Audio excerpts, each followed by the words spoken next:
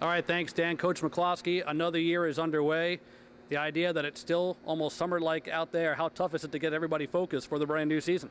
Well, I think, Mike, the weather definitely doesn't feel very hockey-like, but I think having gone up to the North Country where we got a little taste of fall, the girls are pretty excited. The season obviously gets started a little ahead of the men, and we're 2 games in and looking forward to hosting RIT in Syracuse this weekend.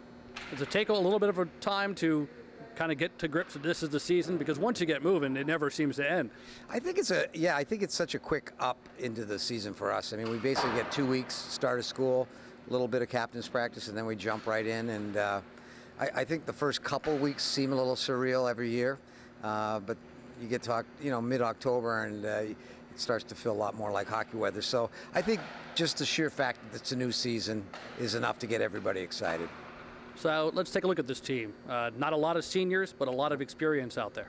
Yeah, we've got a really nicely balanced team. I would say, without question, you've noted before, Nicole Gifford's one of our seniors that we'll really rely on this year.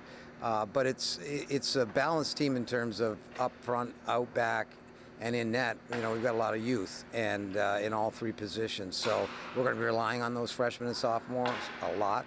And last weekend jumping right into the fray, we got a good taste at St. Lawrence. They're a very strong team, and I thought our kids handled themselves very well for an opening weekend on the road. And we're hoping we can make some progress this week in terms of practice and getting ready for RIT in Syracuse.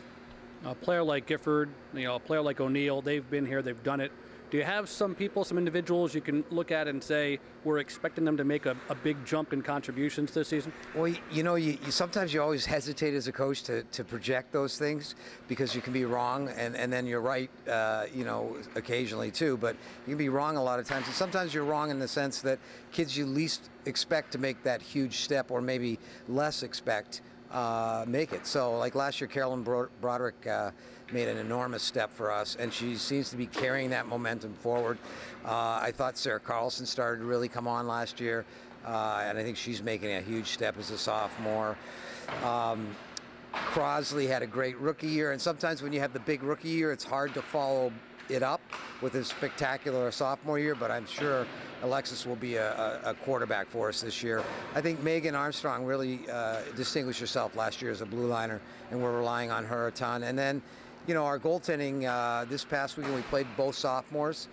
They both accounted well for themselves, and I'm pretty much expecting we'll continue to tandem 2 goalies probably for the first month here till we see who settles in and takes the helm.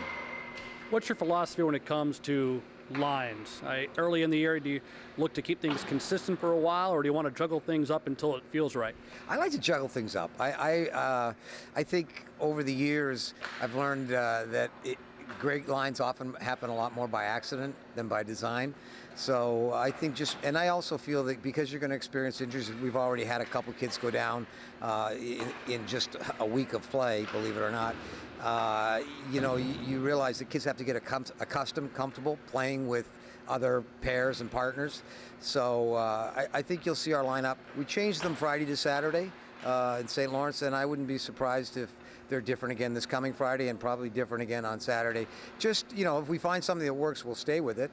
It's not that we're looking, to just break them up. But I think early in the season, you got to let your kids get a feel for each other and see which combinations are having the most success.